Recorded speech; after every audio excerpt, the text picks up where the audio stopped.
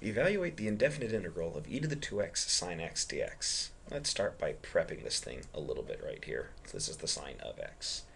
Now notice that this is a simple product of an exponential term times a trigonometric term, which would suggest that integration by parts is the way to go. So let's set up a table.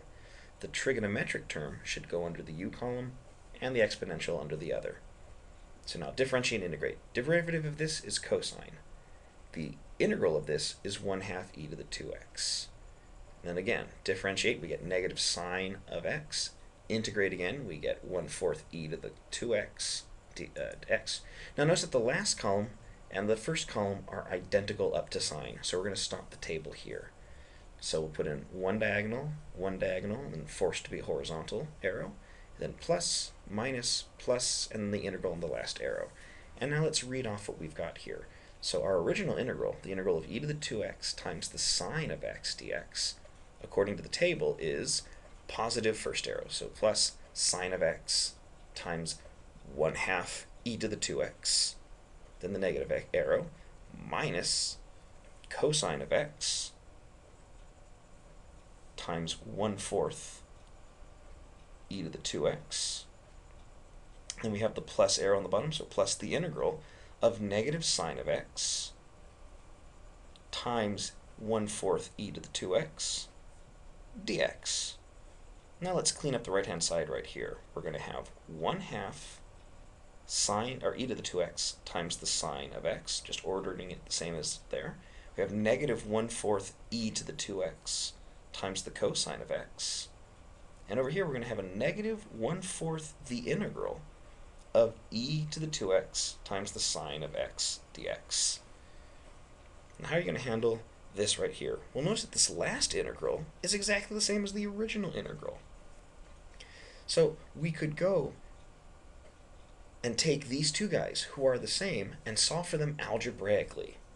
So let's do it. Let's add 1/4 this pink integral to both sides of the equation and see what we get.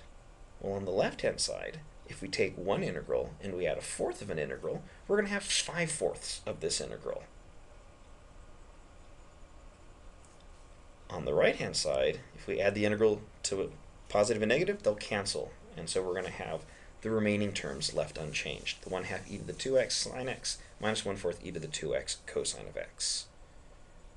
But now look, we could get rid of this fraction by multiplying both sides of the equation by 4/5.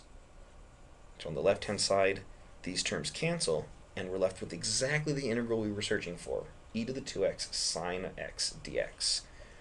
On the right-hand side, if we distribute this 4/5 to the pieces, on the first piece we're going to have 1/2 of 4/5 would be 2/5 e to the 2x times the sine of x.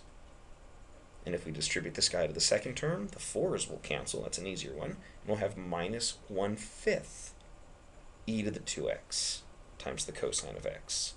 And so we have an antiderivative. Notice that we could pull an e to the 2x and a 1/5 out from both pieces. And if we do that, we'll be left with 2 sine of x minus cosine x in parentheses. This would give us one antiderivative. Add a c gives us all of them. And so here is our answer by integration by parts.